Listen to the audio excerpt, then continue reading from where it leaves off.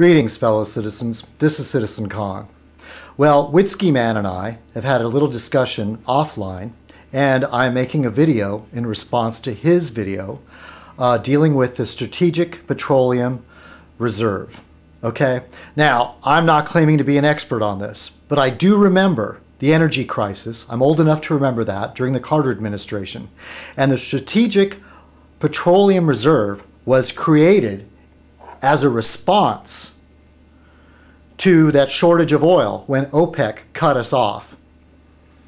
The Petroleum Reserve consists of salt caverns filled with crude oil. This is unprocessed crude oil. There's over 760 million barrels hidden away in these salt caverns.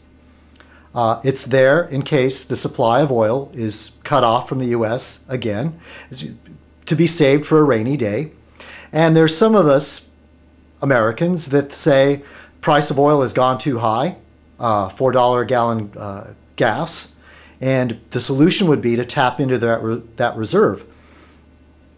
Well, actually, it's not a great idea because it's only going to alleviate the symptom, in very much the same way that this tax rebate is supposed to stimulate the economy. Let's back up a little bit. Let's remember that George W. Bush, before he was president and before he was governor of Texas, first and foremost was an oil man, and so was Dick Cheney.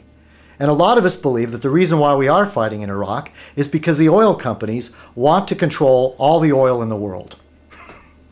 Do I sound like a conspiracy theorist? I don't know. I think there's a lot of people that agree with me that the war in Iraq is over oil. Getting back to the Strategic Petroleum Reserve, Bush has even talked about adding to that. Well, at the time, those barrels of oil were purchased for around $20 or $30 per barrel. And now we're all well aware that the price per barrel of oil is well over $100 a barrel, okay? It's fluctuating in that. And it's not so much a lack of supply. No, they're putting the oil out. But it's this psychological fear of being cut off. The idea that we're fighting a war in the Middle East, that it's unstable, that causes speculators to buy it up and drives the price up.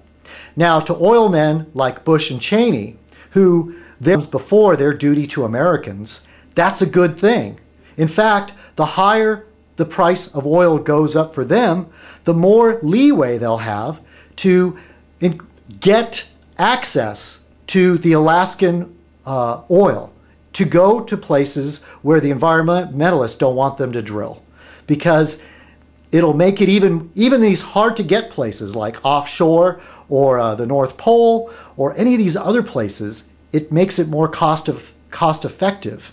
And of course, we know the oil companies are having record profits.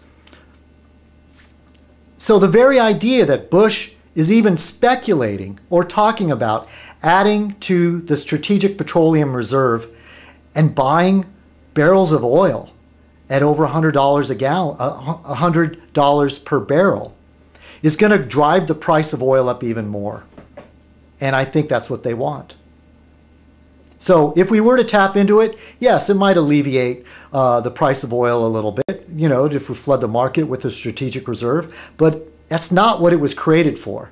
It was created for the event that we would be cut off from our oil from overseas. And that's just not the case. Sure, demand is going up with China and India and other countries, but it's still available. It's the speculators. It's the people that have money to make, middlemen, that buy and sell on Wall Street, that are driving the price of oil up, even more so. And Bush only has a little while more to go in his presidency, and then after that, he'll be sitting pretty, because he will have profited, especially laid the groundwork for all his oil buddies to make all that money.